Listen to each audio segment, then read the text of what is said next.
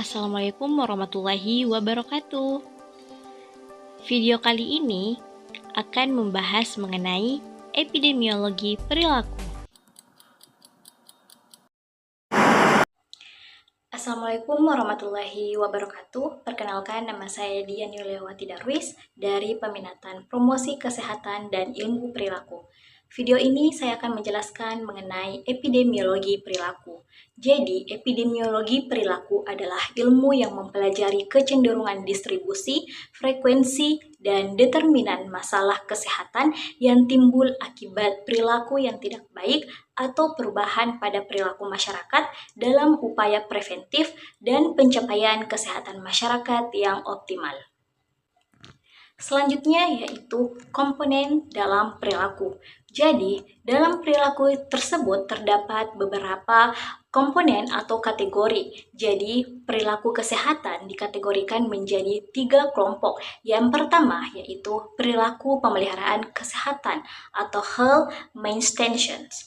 Yang kedua yaitu perilaku pencarian dan penggunaan sistem atau fasilitas pelayanan kesehatan atau health seeking behavior.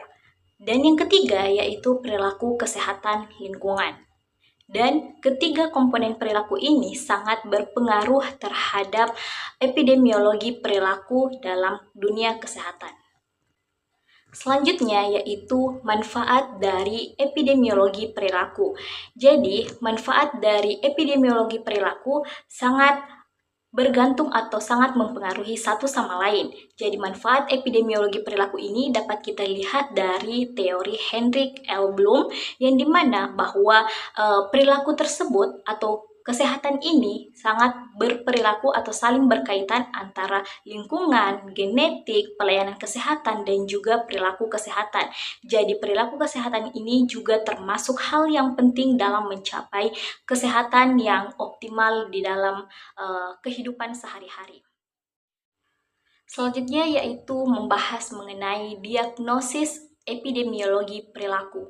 Jadi dalam epidemiologi perilaku juga terdapat diagnosis. Jadi kita menjelaskan mengenai pengertian dari diagnosis epidemiologi perilaku.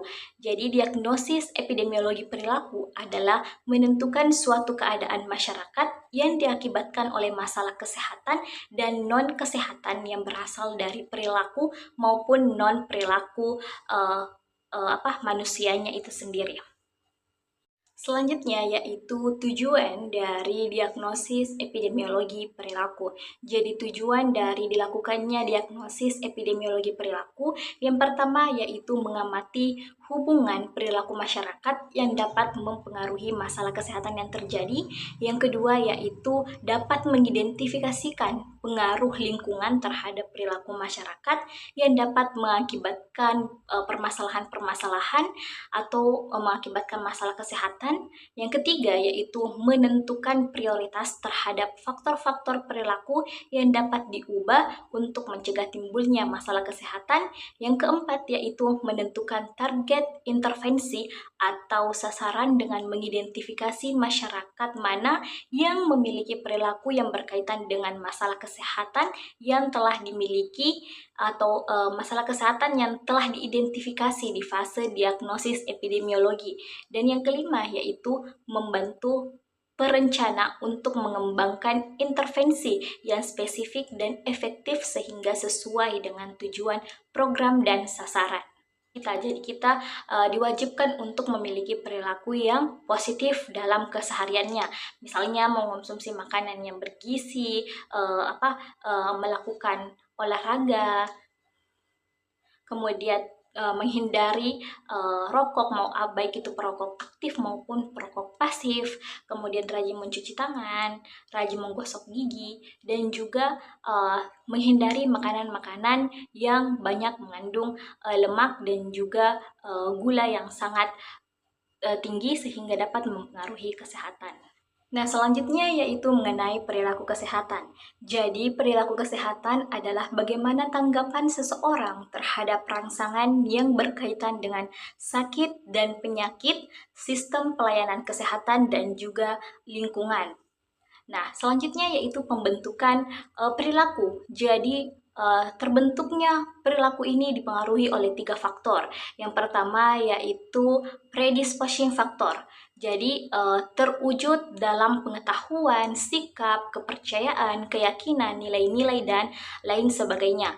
Yang kedua yaitu enabling factor yang berwujud dalam lingkungan fisik, tersedia atau tidak tersedianya fasilitas-fasilitas atau sarana-sarana kesehatan, misalnya puskesmas, obat-obatan, alat kontrasepsi, jamban, dan juga lain sebagainya. Kemudian yang ketiga yaitu reinforcing factor yang terwujud dalam sikap dan perilaku petugas kesehatan atau petugas kesehatan ataupun pelayanan petugas kesehatan yang lain yang merupakan kelompok referensi dari perilaku masyarakat itu sendiri. Baik, jadi kesimpulan yang dapat kita tarik mengenai epidemiologi perilaku bahwa kita perlu untuk dapat meningkatkan perilaku positif dalam mencegah masalah kesehatan, dan juga perilaku seseorang atau masyarakat tentang kesehatan ditentukan oleh pengetahuan, sikap, kepercayaan, tradisi, dan sebagainya dari orang atau masyarakat yang bersangkutan. Di samping itu, ketersediaan fasilitas, sikap, dan perilaku para petugas kesehatan terhadap kesehatan juga akan mendukung dan memperkuat terbentuknya perilaku. Demikian yang sempat saya jelaskan. Mohon maaf jika terdapat salah-salah kata dalam penyampaian materi. Lebih dan kurangnya mohon dimaafkan. Wabillahi taufiq wal hidayah. Wassalamualaikum warahmatullahi wabarakatuh.